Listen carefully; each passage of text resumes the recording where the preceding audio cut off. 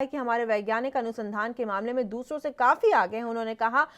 उन्होंने और क्या कुछ कहा है, ये हम आपको सुनवाते हैं। एक वैक्सीन को 2 हफ्ते 3 हफ्ते के गैप पे दो बार लगाना होगा एक एक व्यक्ति को, तो स्वाभाविक है कि सोसाइटी में प्रायोरिटाइज करना पड़ेगा। तो आप जानते हैं कि जो हेल्थ केयर वर्कर है, जो अस्पतालों में काम कर रहा है, जो कोरोना वॉरियर है, जो 10 महीने से लगातार अपने प्राणों को भी खतरे में डालकर, और कितने लोगों के प्राण भी उनके चले गए हैं इसके अंदर, तो उनको जो है उसके अंदर नेचुरली प्रायोरिटाइज किया गया है। उसके बाद जो है थोड़े 65 साल से ऊपर के बुजुर्ग हैं, उनको प्रायोरिटाइज किया गया है। उसके बाद 50 साल से 65 साल वालों को प्रायोरिटाइज किया गया है। उसके बाद 50 साल से कम के जिनको दूसरी बीमारियां हैं उनको, यानी ये सब कुछ ऐसा नहीं है कि कोई हमारा कोई डिस्क्रिप्शन है कि हमने किसी चीज़ के ऊपर टिक मार दिया। ये सब कुछ वैज्ञानिक दृष्टि से एक्सपर्ट्स इसको डिसाइड कर रहे हैं। अगर हमारे पास एक साथ 135 करोड़ लोगों के लिए वैक्सीन होती तो हम फिर 135 करोड़ लोगों को एक साथ शुरू कर सकते थे। तो इस दृष्टि से ये प्रायोरिटाइज किया गया है, और उसके लिए बहुत एक वृहद योजना के तहत जो है इसकी बहुत डिटेल्ड प्लानिंग, जो काम हमको अभी अगले साल मार्च अप्रैल में करना है मान लीजिए, उसकी तैयारी अभी हम 3 महीने पहले से कर रहे हैं, और इतनी डिटेल्ड मेटिकुलस प्लानिंग कर रहे हैं। उसके लिए इलेक्ट्रॉनिक प्लेटफॉर्म डेवलप किया गया है, जो एक ऑलरेडी ही हमारा एक ई-विन करके वैक्सीन इंटेलिजेंस नेटवर्क करके एक प्लेटफॉर्म ऑलरेडी हमारे पास है। तो आपने सुना डॉक्टर हर्षवर्धन को तमाम बातें। उन्होंने कही कि अगर वैक्सीन मुहैया हो भी जाती है तो हम इकट्ठा लोगों को दे सकते हैं, लेकिन ज़रूरी ये भी है कि जो कोरोना वॉरियर्स थे, जिन लोगों ने अपने जीवन की, अपनी जान की आहुति दी है, वो भी ज़रूरी है कि ध्यान उनका भी रखा जाए, और जो लोग काम अभी कर रहे हैं उनको भी ये वायरस ना हो। रुक करेंगे अगली खबर का। दिल्ली के डिप्टी सीएम मनीष सिसोदिया ने कहा है कि निर्णय लिया गया है कि अब निर्माण श्रमिकों का पंजीकरण डोर स्टेप डिलीवरी के जरिए होगा। ये सेवा 1076 हेल्पलाइन पर शुरू होगी। अब किसी भी निर्माण श्रमिक को सरकारी दफ्तरों के चक्कर नहीं लगाना पड़ेंगे। आपको बता दें, श्रमिक सिर्फ 1076 नंबर पर डायल करें और बताएं कि वो दिल्ली में निर्माण श्रमिक हैं और सरकार की योजनाओं में पंजीकृत कराना चाहते हैं, तो सरकार का अधिकारी उनके घर जाएगा, उनके सारे दस्तावेजों को वहीं अपलोड किया जाएगा। ये ऑनलाइन स्वीकृत हो जाएगा। इसके बाद एक SMS प्राप्त हो जाएगा। ये बोर्ड किसी को तभी वेलफेयर स्कीम का फ़ायदा दे सकता है जब वो व्यक्ति हमारे पास में रजिस्टर्ड होगा। रजिस्टर्ड कंस्ट्रक्शन लेबर ही इन स्कीम्स का फ़ायदा ले सकता है। तो इसके रजिस्ट्रेशन प्रोसेस में काफ़ी कमियां थी। मैं खुद भी डिपार्टमेंट के ऑफिसेज गया, जगह जगह से फीडबैक भी ली, तो ये समझ में आया कि रजिस्ट्रेशन प्रोसेस में थोड़ी पेचीदगी है, और उसमें उसी की वजह से वहाँ टाउटिज्म है, उसी की वजह से डिले है, उसी की वजह से लोगों को लंबी लंबी लाइनों में लगना पड़ रहा है। तो काफ़ी स्टडी करके अब हमने ये तय किया है कि कंस्ट्रक्शन वर्कर का रजिस्ट्रेशन अब डोर स्टेप डिलीवरी के ज़रिए हो जाएगा। कोई भी कंस्ट्रक्शन लेबर, उसको पहले अपने डॉक्यूमेंट लेके, अपना सर्टिफिकेट लेके, अपना फ़ोटोग्राफ लेके लेबर दफ्तर आना पड़ता था, वहाँ पे उसको लंबी लाइनों में लगना पड़ता था। फिर तो जिस दिन वो आता था उस दिन उसको अपनी नौकरी से छुट्टी लेनी पड़ती थी जहाँ भी उसका काम है।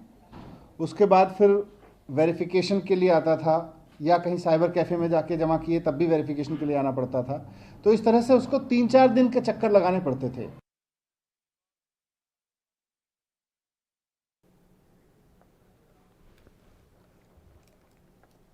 और वहीं पश्चिम बंगाल की मुख्यमंत्री ममता बनर्जी ने स्वतंत्रता सेनानी नेताजी सुभाष चंद्र बोस की जयंती पर 23 जनवरी को राष्ट्रीय छुट्टी घोषित करने की मांग की है। मुख्यमंत्री ममता बनर्जी ने इस संबंध में प्रधानमंत्री नरेंद्र मोदी को पत्र लिखकर व्यक्तिगत रूप से हस्तक्षेप करने का आग्रह किया है। इस पर आरजेडी प्रवक्ता मनोज झा ने भी बयान दिया। आपको सुनवाते हैं क्या कुछ कहा है मनोज झा ने।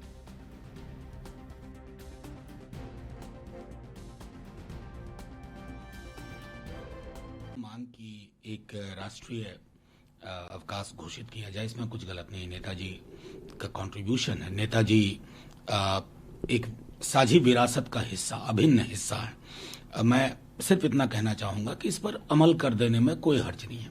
रही बात स्वामी विवेकानंद जी की, तो बीजेपी को भी अभी क्यों जागना पड़ा? मैं तो कह रहा हूं बिहार में विश्वविद्यालयों की बहुत आवश्यकता है। एक विशाल केंद्रीय विश्वविद्यालय विवेकानंद जी के नाम पर फौरी तौर पर बिहार में होना चाहिए। सटा राज्य बंगाल का, और विवेकानंद जी को, स्वामी विवेकानंद जी को आप सिर्फ बंगाल से नहीं जोड़े, पूरे देश से जोड़े।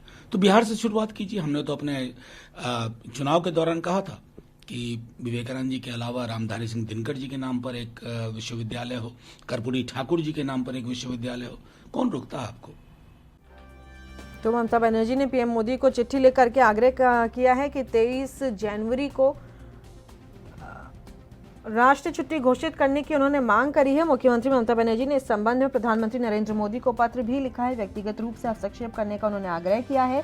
और आपको बता दें 23 जनवरी को नेताजी सुभाष चंद्र बोस की जयंती होती है और इसी को लेकर के उन्होंने इस दिन को छुट्टी घोषित करने की मांग की है प्रधानमंत्री मोदी से।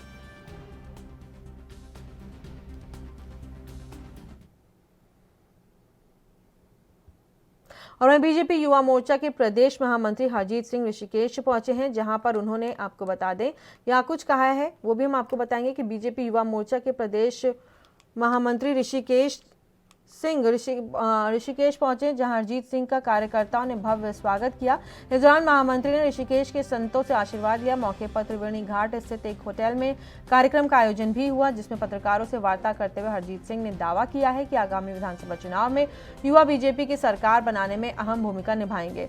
हरजीत सिंह ने पहाड़ से युवाओं का पलायन होने का दोष भी तत्कालीन कांग्रेस सरकार के सिर मढ़ा है। साथ ही कहा है कि वर्तमान समय में पलायन रोकने के लिए 70% लोगों को सिडकुल में रोजगार दिया जा रहा है।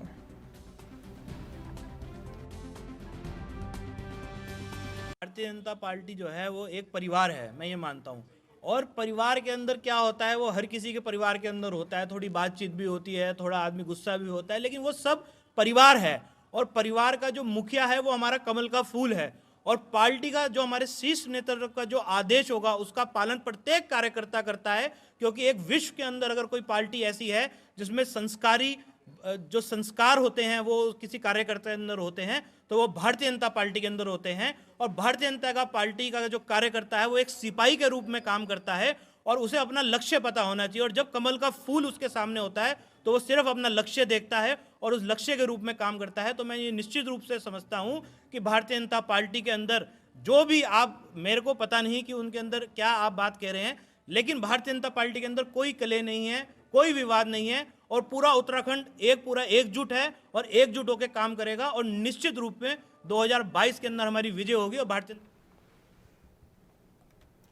और कृषि कानूनों के खिलाफ किसानों ने बड़ा ऐलान करते हुए कहा है कि 25 नवंबर को भारी संख्या में हरियाणा, पंजाब से दिल्ली कूच करेंगे, जिसे लेकर के किसानों ने अब तैयारियां शुरू कर दी हैं। वहीं अंबाला में आज भारतीय किसान यूनियन ने बाइक रैली निकालकर किसानों को ज्यादा से ज्यादा संख्या में दिल्ली पहुंचने के लिए जागरूक किया और सैकड़ों की संख्या में बाइक लेकर के इकट्ठा हुए किसानों ने ग्रामीण इलाकों में रैली निकाली। इस दौरान किसान नेताओं ने बताया कि 3 काले कानूनों के विरोध में दिल्ली का घेराव किया जाएगा।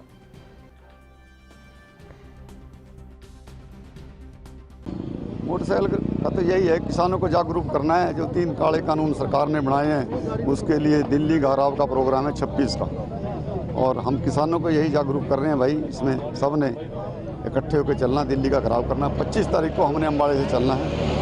ट्रैक्टर ट्रालियों में जैसे भी किसी का साधन है, ज़्यादातर ट्रैक्टर ट्रालियाँ भी रहेंगी, गाड़ियाँ भी रहेंगी, मोटरसाइकिल भी रहेंगी, जैसे जिसने जाना। 25 तारीख को हमने 10 बजे अम्बाड़ा इकट्ठे होना। आज जो मोटरसाइकिल गाड़ी निकाल रही है, ये जो 25 तारीख को हमारे अम्बाड़ा से चंबू बॉर्डर से हम दिल्ली कूच करेंगे, तो उसके लिए नौजवानों को, सारे देश के किसानों, हरियाणा के किसानों को जागरूक करने के लिए हमें मोटरसाइकिल रैली निकाल रहे हैं और परसों को पंजोखरा साहब से निकालेंगे। तो हमारा रौला ज़्यादा नहीं, बहुत कम है। देश के सारे मंत्री। और बठिंडा में नेशनल फर्टिलाइजर से यूरिया की पर्ची न मिलने पर किसानों ने विरोध प्रदर्शन किया। किसान सुविधा केंद्र के सामने किसानों ने केंद्र सरकार के खिलाफ नारेबाजी की। मालगाड़ियां नहीं चलने की वजह से नेशनल फर्टिलाइजर बठिंडा ने किसानों को यूरिया देने के लिए पर्ची की सुविधा दी थी, लेकिन अब इसे बंद कर दिया गया है, जिसके चलते किसानों ने किसान सुविधा केंद्र का घेराव किया और केंद्र सरकार के खिलाफ नारेबाजी की। किसानों ने सरकार को चेतावनी दी है।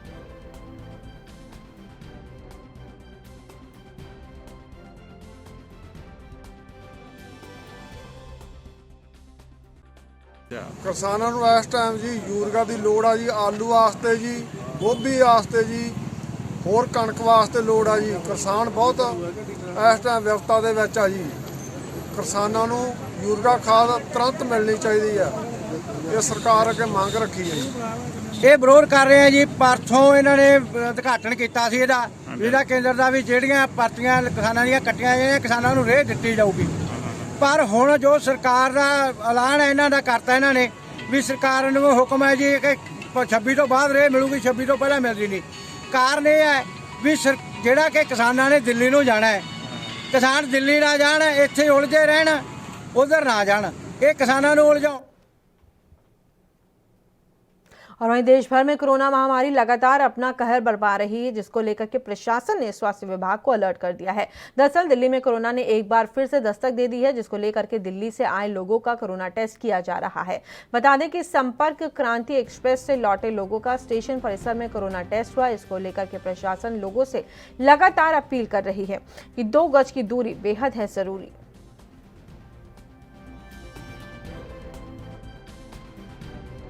ये कोरोना की जांच होती, कोविड-19 की जांच हो रही है सीएमओ साहब के आदेशानुसार।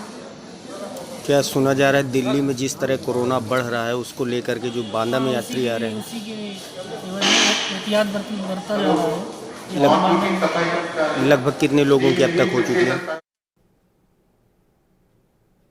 और कोविड-19 की रोकथाम को लेकर के भारत बेहद गंभीरता से कदम आगे बढ़ा रहा है। भारत में भी इसको लेकर के वैक्सीन का परीक्षण तीसरे चरण में है।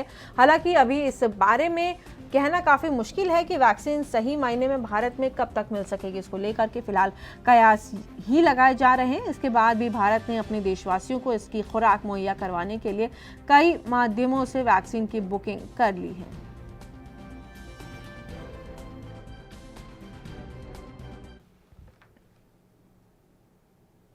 और उत्तराखंड के टिहरी जिले में NH 94 पर ऑल वेदर प्रोजेक्ट के तहत चंबा में टनल निर्माण से गुलडी गांव में मठियान गांव में परिवारों को खतरा पैदा हो गया और ग्रामीणों ने टनल का निर्माण कार्य बंद कराकर विस्थापना की मांग की है। ग्रामीणों का कहना है कि टनल निर्माण के शुरुआत से ही उनके घरों में दरारें पड़ने लग गई थी और कई बार कार्यदायी संस्था द्वारा इसके लिए बोला भी गया, लेकिन कोई ध्यान नहीं दिया गया। अब दरारें इतनी बढ़ गई हैं कि मकान के गिरने का खतरा बन गया है, जिससे ग्रामीण दहशत के साए में जीने को मजबूर हैं।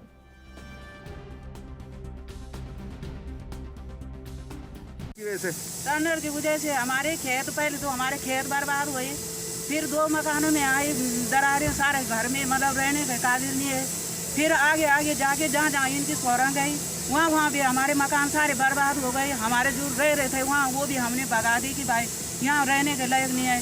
अब हम भी रात दिन हम डर रहे कि कभी कोई नुकसान न हो जाए, कोई खतरा न हो जाए। खेत भी हम न बना सकते, खेत भी बर्बाद कर दी, मकान भी बर्बाद कर दी। अब बताओ हम क्या करें? इतना हम भाग रहे इधर उधर, डैम के पास सारे जा रहे, कोई हमारे सुनने को तैयार नहीं। आया था अधिकारी वगैरह? हाँ आए थे, पर ऐसे बोल रहे कि उसके पास जाओ, वो ऐसे है वो ऐसे है, हमको ऐसे मतलब वो बना रहे, बेवकूफ बना रहे। तो आगे क्या करेंगे अब आप लोग? आगे हम जो ऐसे काम रुका देंगे और धरना धरेंगे, चाहे हम मर जाएंगे, चाहे हम जेल जाना होगा, पर हम छोड़ेंगे नहीं अपना हक। वहाँ पर देखा, सर्वे भी करा था, दिखने गए लोगों के घरों में तो इतनी दरारें हैं वहाँ पर कि लोगों का रहना बड़ा मुश्किल हो रहा है। और ना तो प्रशासन इनकी सुध लेने को तैयार है, आते हैं और इन लोगों को एक दे के सांत्वना दे के चले जाते हैं और ये लोग इसी स्थिति में अभी भी रह रहे हैं। मैं प्रशासन से आग्रह करूंगा, हम एक दिन का सांकेतिक धरना दे रहे हैं। अगर मेरे नगर की जनता को यहाँ पर परेशानी होती है तो हम इस काम को परमानेंट रुकाने का काम करेंगे और इस काम को नहीं होने देंगे और यहाँ परमानेंट धरने पे हम लोग बैठेंगे। इतनी माताएं हमारी बहनें परेशान हो रही हैं। यूएई ने पाकिस्तान और 11 अन्य देशों के लिए आगंतुकों के लिए नए वीज़ा जारी करने पर स्थायी रूप से रोक लगा दी है। इन 12 देशों में भारत नहीं है। पाकिस्तानी अखबार एक्सप्रेस ट्रिब्यून की खबर के मुताबिक पाकिस्तान के विदेश कार्यालय ने बुधवार को इस खबर की पुष्टि करते हुए कहा है कि यूएई अधिकारियों की ओर से लिया गया ये निर्णय देश में कोरोना वायरस की दूसरी लहर से संबंधित माना जा रहा है। पाकिस्तान विदेश कार्यालय के प्रवक्ता जाहिद हाफिज चौधरी ने कहा है कि यूएई ने पाकिस्तान समेत 12 देशों के लिए आगे की घोषणा तक अस्थायी रूप से नए यात्रा वीज़ा जारी करने को निलंबित कर दिया है। उन्होंने कहा है कि पहले से जारी वीज़ा के लिए निलंबन लागू नहीं होगा।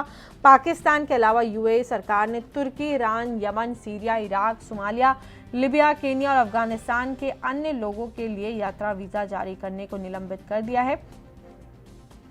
यूएई सरकार की तरफ से ये निर्णय पाकिस्तान में बढ़ते कोविड-19 मामलों को लेकर के आया है, लेकिन इसमें हैरानी की बात यह है कि इस लिस्ट में भारत शामिल नहीं है, जो कि यूएई के साथ भारत की मित्रता को दर्शाता है।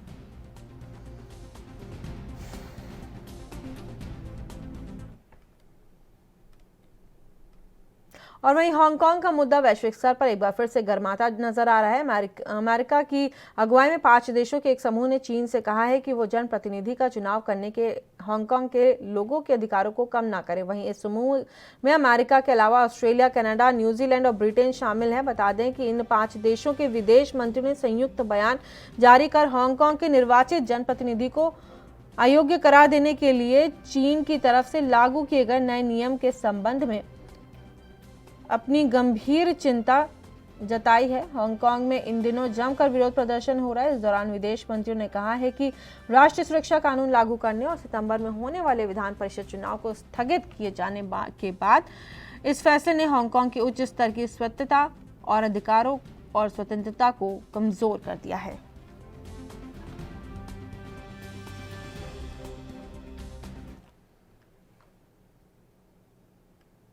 पश्चिमी हिंदू महासागर क्षेत्र के अरब सागर में बहुपक्षीय नौसैनिक अभ्यास मालाबार 2020 का दूसरा चरण जारी है। इस चरण का युद्धाभ्यास 20 नवंबर तक जारी रहेगा। इस युद्धाभ्यास में आपको बता दें, क्वाड समूह में शामिल भारत और अमेरिका, जापान और ऑस्ट्रेलियाई नौसैनिक अपना विशाल क्षमता का प्रदर्शन कर रहे हैं। भारत चीन तनाव के बीच मालाबार युद्धाभ्यास को मिलिट्री डिप्लोमेसी के लिहाज से अहम माना जा रहा है। इसके जरिए भारत की ओर से चीन के अलावा पाकिस्तान को भी संकेत दिए जा रहे हैं कि समुद्र में भी हम मजबूत हैं। दरअसल अरब सागर में इन दिनों दूसरा मालाबार युद्धाभ्यास जारी है। भारत, अमेरिका, ऑस्ट्रेलिया और जापान की नौसेना के जहाजों की गर्जना से अरब सागर, आपको बता दें, इसमें सबसे ज्यादा खौफ में इस बार चीन है। ऐसा इसलिए कि क्वाड देशों की नौसैनिक ताकत को देख चीन को इस बात का डर सता रहा है कि अगर उसने कोई हरकत की तो इस बार मामला उल्टा पड़ेगा और वो कहीं का नहीं रहेगा।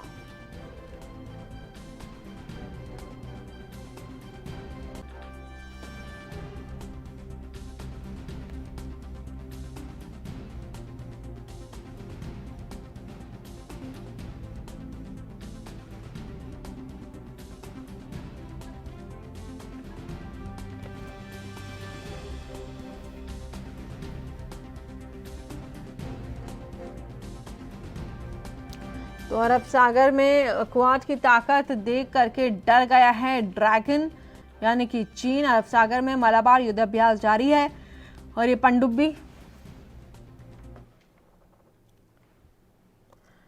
वहीं भारतीय जनता पार्टी ने टिहरी जनपद में अपने सभी मोर्चों को सक्रिय करना शुरू कर दिया है, जिसके क्रम में आज बीजेपी कार्यालय में एक बैठक कर सभी मोर्चों का गठन कर तैयारियां शुरू कर दी गई हैं। बीजेपी के जिला अध्यक्ष विनोद रतूड़ी ने कहा है कि प्रदेश हाईकमान के निर्देश पर हमारे द्वारा मोर्चे का गठन कर दिया गया है। इस अवसर पर नई टिहरी शहर के मंडल अध्यक्ष विजय कठात, उदय रावत, ओबीसी मोर्चा के जिला अध्यक्ष मस्ताने नेगी सहित सैकड़ों कार्यकर्ता उपस्थित रहे।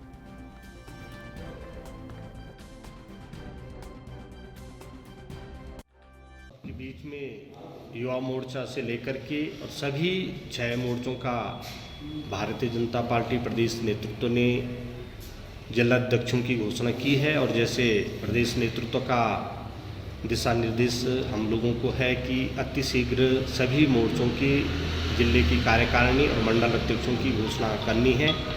इस निमित्त आज हमने ओबीसी मोर्चा की जिले की कार्यकारिणी और मंडल अध्यक्षों की घोषणा आज हुई है और कल तक हम अनुसूचित जाति मोर्चा और महिला मोर्चे की घोषणा कर देंगे। परसों किसान मोर्चे की घोषणा हो जाएगी। ऐसे ही लगभग हमारे बीच में सभी मोर्चों की जिले की कार्यकारिणी और मंडल। और वहीं कोरोना वैक्सीन को लेकर के केंद्रीय मंत्री डॉक्टर हर्षवर्धन ने कहा है कि हमारे वैज्ञानिक अनुसंधान के मामले में दूसरों से काफी आगे हैं। उन्होंने और क्या कुछ कहा है, ये हम आपको सुनवाते हैं। एक वैक्सीन को 2 हफ्ते 3 हफ्ते के गैप पे 2 बार लगाना होगा एक एक व्यक्ति को, तो स्वाभाविक है कि सोसाइटी में प्रायोरिटाइज करना पड़ेगा। तो आप जानते हैं कि जो हेल्थ केयर वर्कर है, जो अस्पतालों में काम कर रहा है, जो कोरोना वॉरियर है, जो 10 महीने से लगातार अपने प्राणों को भी खतरे में डालकर, और कितने लोगों के प्राण भी उनके चले गए हैं इसके अंदर, तो उनको जो है उसके अंदर नेचुरली प्रायोरिटाइज किया गया है। उसके बाद जो है थोड़े 65 साल से ऊपर के बुजुर्ग हैं उनको प्रायोरिटाइज किया गया है। उसके बाद 50 साल से 65 साल वालों को प्रायोरिटाइज किया गया है। उसके बाद 50 साल से कम के जिनको दूसरी बीमारियां हैं उनको, यानी ये सब कुछ ऐसा नहीं है कि कोई हमारा कोई डिस्क्रिप्शन है कि हमने किसी चीज़ के ऊपर टिक मार दिया। ये सब कुछ वैज्ञानिक दृष्टि से एक्सपर्ट्स इसको डिसाइड कर रहे हैं। अगर हमारे पास एक साथ 135 करोड़ लोगों के लिए वैक्सीन होती तो हम फिर 135 करोड़ लोगों को एक साथ शुरू कर सकते थे। तो इस दृष्टि से ये प्रायोरिटाइज किया गया है, और उसके लिए बहुत एक वृहद योजना के तहत जो है इसकी बहुत डिटेल्ड प्लानिंग, जो काम हमको अभी अगले साल मार्च अप्रैल में करना है मान लीजिए, उसकी तैयारी अभी हम 3 महीने पहले से कर रहे हैं और इतनी डिटेल्ड मेटिकुलस प्लानिंग कर रहे हैं। उसके लिए इलेक्ट्रॉनिक प्लेटफॉर्म डेवलप किया गया है, जो एक ऑलरेडी हमारे पास हमारा एक ई-विन करके वैक्सीन इंटेलिजेंस नेटवर्क करके एक प्लेटफॉर्म ऑलरेडी हमारे पास है। तो आपने सुना डॉक्टर हर्षवर्धन को, तमाम बातें उन्होंने कही कि अगर वैक्सीन मुहैया हो भी जाती है तो हम इकट्ठा लोगों को दे सकते हैं, लेकिन ज़रूरी ये भी है कि जो कोरोना वॉरियर्स थे, जिन लोगों ने अपने जीवन की, अपनी जान की आहुति दी है, वो भी ज़रूरी है कि ध्यान उनका भी रखा जाए, और जो लोग काम अभी कर रहे हैं उनको भी ये वायरस ना हो। रुक करेंगे अगली खबर का। दिल्ली के डिप्टी सीएम मनीष सिसोदिया ने कहा है कि निर्णय लिया गया है कि अब निर्माण श्रमिकों का पंजीकरण डोर स्टेप डिलीवरी के जरिए होगा। ये सेवा 1076 हेल्पलाइन पर शुरू होगी। अब किसी भी निर्माण श्रमिक को सरकारी दफ्तरों के चक्कर नहीं लगाना पड़ेंगे। आपको बता दें, श्रमिक सिर्फ 1076 नंबर पर डायल करें और बताएं कि वो दिल्ली में निर्माण श्रमिक हैं और सरकार की योजनाओं में पंजीकृत कराना चाहते हैं, तो सरकार का अधिकारी उनके घर जाएगा, उनके सारे दस्तावेजों को वहीं अपलोड किया जाएगा। ये ऑनलाइन स्वीकृत हो जाएगा। इसके बाद एक SMS प्राप्त हो जाएगा। ये बोर्ड किसी को तभी वेलफेयर स्कीम का फ़ायदा दे सकता है जब वो व्यक्ति हमारे पास में रजिस्टर्ड होगा। रजिस्टर्ड कंस्ट्रक्शन लेबर ही इन स्कीम्स का फ़ायदा ले सकता है। तो इसके रजिस्ट्रेशन प्रोसेस में काफ़ी कमियां थी। मैं खुद भी डिपार्टमेंट के ऑफिसेज गया, जगह जगह से फीडबैक भी ली, तो ये समझ में आया कि रजिस्ट्रेशन प्रोसेस में थोड़ी पेचीदगी है और उसमें उसी की वजह से वहाँ टाउटिज्म है, उसी की वजह से डिले है, उसी की वजह से लोगों को लंबी लंबी लाइनों में लगना पड़ रहा है। तो काफ़ी स्टडी करके अब हमने ये तय किया है कि कंस्ट्रक्शन वर्कर का रजिस्ट्रेशन अब डोर स्टेप डिलीवरी के ज़रिए हो जाएगा।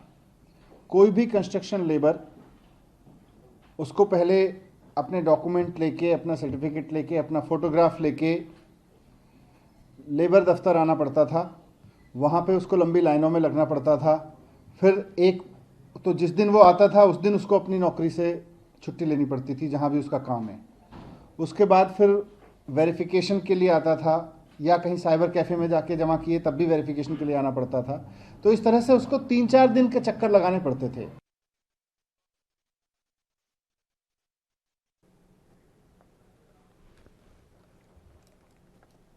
और वहीं पश्चिम बंगाल की मुख्यमंत्री ममता बनर्जी ने स्वतंत्रता सेनानी नेताजी सुभाष चंद्र बोस की जयंती पर 23 जनवरी को राष्ट्रीय छुट्टी घोषित करने की मांग की है। मुख्यमंत्री ममता बनर्जी ने इस संबंध में प्रधानमंत्री नरेंद्र मोदी को पत्र लिखकर व्यक्तिगत रूप से हस्तक्षेप करने का आग्रह किया है। इस पर आरजेडी प्रवक्ता मनोज झा ने भी बयान दिया। आपको सुनवाते हैं क्या कुछ कहा है मनोज झा ने।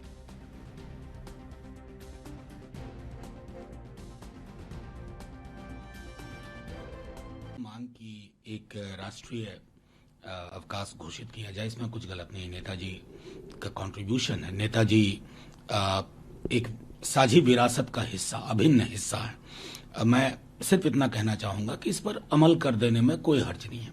रही बात स्वामी विवेकानंद जी की, तो बीजेपी को भी अभी क्यों जागना पड़ा? मैं तो कह रहा हूं बिहार में विश्वविद्यालयों की बहुत आवश्यकता है।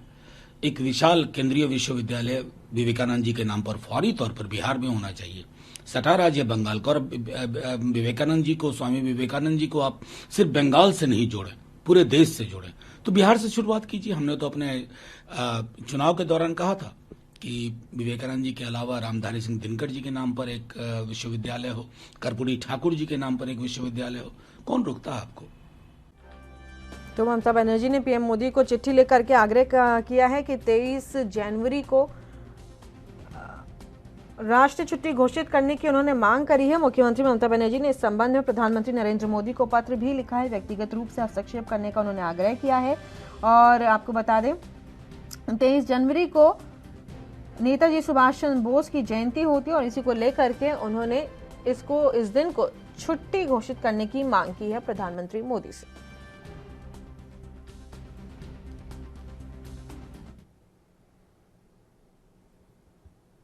और बीजेपी युवा मोर्चा के प्रदेश महामंत्री हरजीत सिंह ऋषिकेश पहुंचे हैं, जहां पर उन्होंने आपको बता दें या कुछ कहा है वो भी हम आपको बताएंगे कि बीजेपी युवा मोर्चा के प्रदेश महामंत्री ऋषिकेश पहुंचे, जहां हरजीत सिंह का कार्यकर्ताओं ने भव्य स्वागत किया। इस दौरान महामंत्री ने ऋषिकेश के संतों से आशीर्वाद लिया। मौके पर त्रिवेणी घाट स्थित एक होटल में कार्यक्रम का आयोजन भी हुआ, जिसमें पत्रकारों से वार्ता करते हुए हरजीत सिंह ने दावा किया है कि आगामी विधानसभा चुनाव में युवा बीजेपी की सरकार बनाने में अहम भूमिका निभाएंगे। हरजीत सिंह ने पहाड़ से युवाओं का पलायन होने का दोष भी तत्कालीन कांग्रेस सरकार के सिर मढ़ा है। साथ ही कहा है कि वर्तमान समय में पलायन रोकने के लिए 70% लोगों को सिडकुल में रोजगार दिया जा रहा है।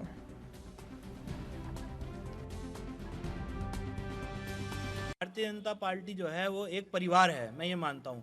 और परिवार के अंदर क्या होता है वो हर किसी के परिवार के अंदर होता है। थोड़ी बातचीत भी होती है, थोड़ा आदमी गुस्सा भी होता है, लेकिन वो सब परिवार है। और परिवार का जो मुखिया है वो हमारा कमल का फूल है।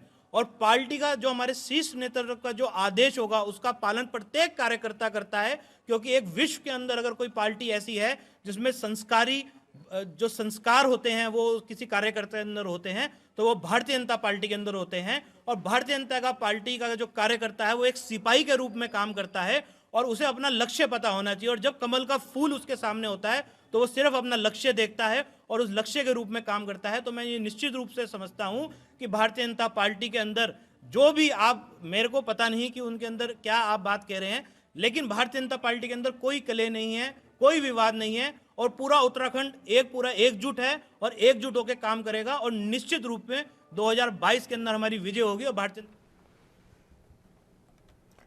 और कृषि कानूनों के खिलाफ किसानों ने बड़ा ऐलान करते हुए कहा है कि 25 नवंबर को भारी संख्या में हरियाणा, पंजाब से दिल्ली कूच करेंगे, जिसे लेकर के किसानों ने अब तैयारियां शुरू कर दी हैं। वहीं अंबाला में आज भारतीय किसान यूनियन ने बाइक रैली निकालकर किसानों को ज्यादा से ज्यादा संख्या में दिल्ली पहुंचने के लिए जागरूक किया और सैकड़ों की संख्या में बाइक लेकर के इकट्ठा हुए किसानों ने ग्रामीण इलाकों में रैली निकाली। इस दौरान किसान नेताओं ने बताया कि 3 काले कानूनों के विरोध में दिल्ली का घेराव किया जाएगा।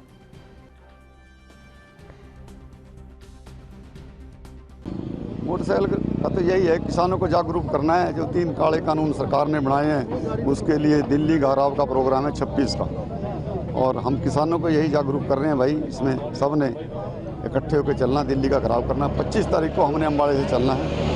ट्रैक्टर ट्रालियों में जैसे भी किसी का साधन है, ज़्यादातर ट्रैक्टर ट्रालियाँ भी रहेंगी, गाड़ियाँ भी रहेंगी, मोटरसाइकिल भी रहेंगी, जैसे जिसने जाना। 25 तारीख को हमने 10 बजे अम्बाड़ा इकट्ठे होना।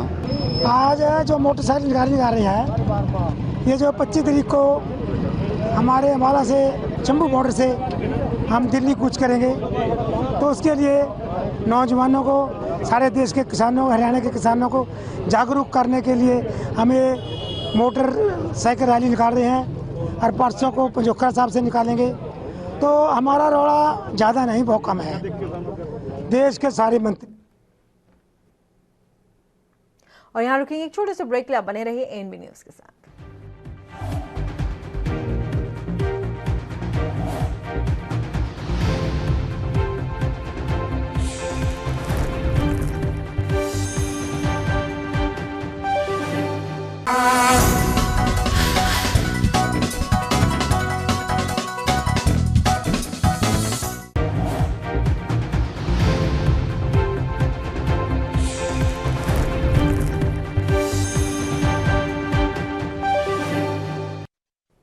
और बठिंडा में नेशनल फर्टिलाइजर से यूरिया की पर्ची न मिलने पर किसानों ने विरोध प्रदर्शन किया। किसान सुविधा केंद्र के सामने किसानों ने केंद्र सरकार के खिलाफ नारेबाजी की। मालगाड़ियां नहीं चलने की वजह से नेशनल फर्टिलाइजर बठिंडा ने किसानों को यूरिया देने के लिए पर्ची की सुविधा दी थी, लेकिन अब इसे बंद कर दिया गया है, जिसके चलते किसानों ने किसान सुविधा केंद्र का घेराव किया और केंद्र सरकार के खिलाफ नारेबाजी की। किसानों ने सरकार को चेतावनी दी है।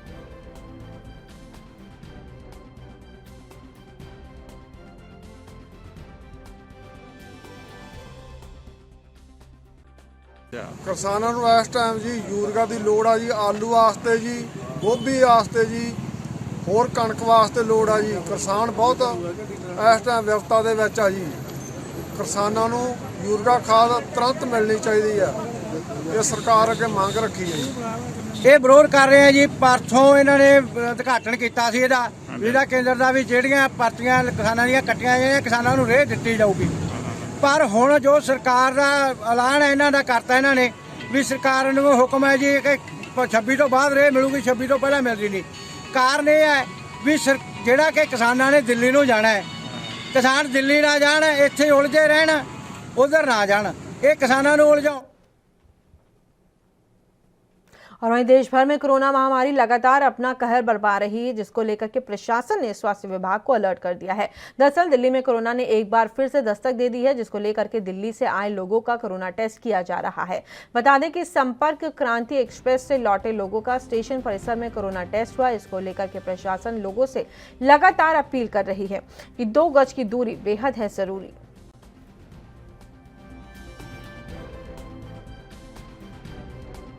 कोरोना की जांच होती, कोविड-19 की जांच हो रही है सीएमओ साहब के आदेशानुसार। क्या सुना जा रहा है दिल्ली में जिस तरह कोरोना बढ़ रहा है उसको लेकर के जो बांदा में यात्री आ रहे हैं, उसी के एहतियात बरता जा रहा है। लगभग कितने लोगों की अब तक हो चुकी है? और कोविड-19 की रोकथाम को लेकर के भारत बेहद गंभीरता से कदम आगे बढ़ा रहा है। भारत में भी इसको लेकर के वैक्सीन का परीक्षण तीसरे चरण में है।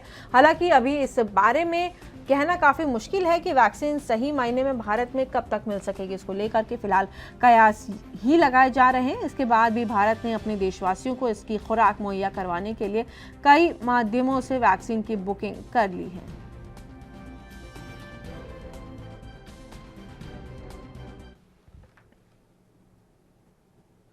और उत्तराखंड के टिहरी जिले में NH 94 पर ऑल वेदर प्रोजेक्ट के तहत चंबा में टनल निर्माण से गुलडी गांव में मठियान गांव में परिवारों को खतरा पैदा हो गया और ग्रामीणों ने टनल का निर्माण कार्य बंद कराकर विस्थापना की मांग की है। ग्रामीणों का कहना है कि टनल निर्माण के शुरुआत से ही उनके घरों में दरारें पड़ने लग गई थी और कई बार कार्यदायी संस्था द्वारा इसके लिए बोला भी गया, लेकिन कोई ध्यान नहीं दिया गया।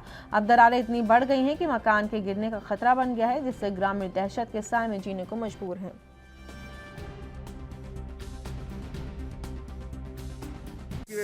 टनल की वजह से हमारे खेत, पहले तो हमारे खेत बर्बाद हुए, फिर 2 मकानों में आई दरारें, सारे घर में मतलब रहने के काबिल नहीं है। फिर आगे जाके जहाँ इनकी सोरा गई वहाँ भी हमारे मकान सारे बर्बाद हो गए। हमारे जो रह रहे थे वहाँ वो भी हमने भगा दी कि भाई यहाँ रहने के लायक नहीं है। अब हम भी रात दिन हम डर रहे कि कभी कोई नुकसान न हो जाए, कोई खतरा न हो जाए। खेत भी हम न बना सकते, खेत भी बर्बाद कर दी, मकान भी बर्बाद कर दी। अब बताओ हम क्या करें? इतना हम भाग रहे इधर उधर, डैम के पास सारे जा रहे, कोई हमारे सुनने को तैयार नहीं। आया था अधिकारी वगैरह? हाँ आए थे, पर ऐसे ही बोल रहे कि उसके पास जाओ, वो ऐसे है वो ऐसे है। हमको ऐसे मतलब वो बना रहे, बेवकूफ बना रहे। तो आगे क्या करेंगे अब आप लोग? आगे हम जो है काम रुका देंगे और धरना धरेंगे, चाहे हम मर जाएंगे, चाहे हम जेल जाना होगा, पर हम छोड़ेंगे नहीं।